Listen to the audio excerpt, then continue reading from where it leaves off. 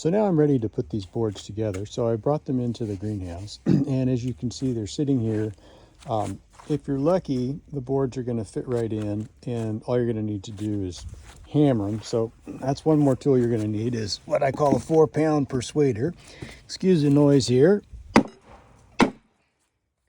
You're going to push them together and you'll see that I'm not going to get them all exactly right. I can do this a little bit better. Hit it one more time.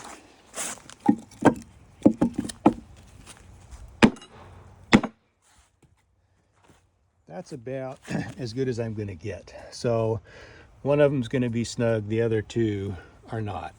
Before you drill and screw these together though, the thing you're going to want to do, which I have forgotten to do on occasion, is look down that end and see, this is the top, see if it's pretty straight. And if it's not straight, you'll come to the middle and of course pound it one way or another. Then go ahead, clamp it, drill it, screw it. Okay, so with that then, you're going to have the two sides that you need. So you see them here laid out.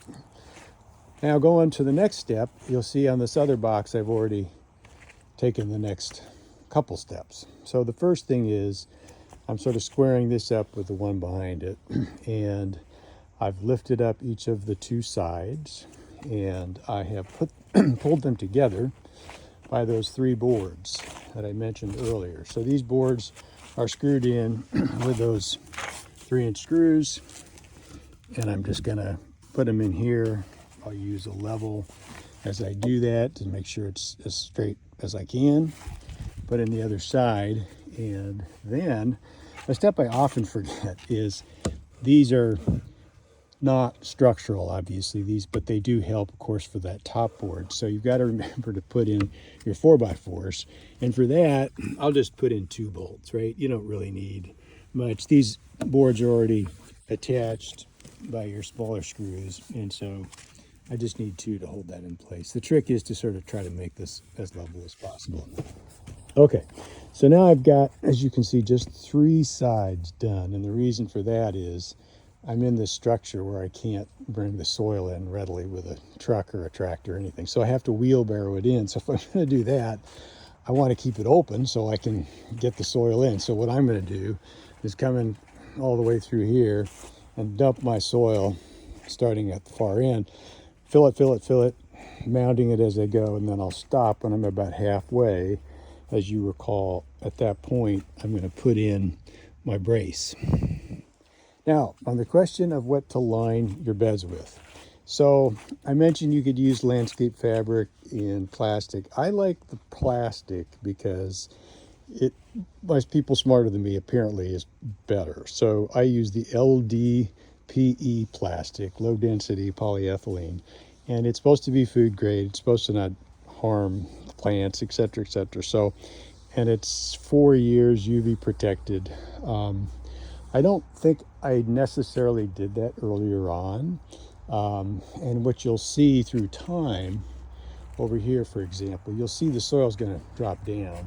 And once the sun hits that, that's the side the sun doesn't hit. So it's in place, but on the other side, on occasion, it will break apart. But it's still protecting the soil, that's protecting it from the sun, so it'll still work. Okay, so I've got the plastic laid out here. What I'm going to do is take a stapler and staple it starting here. 2-foot section will be plenty.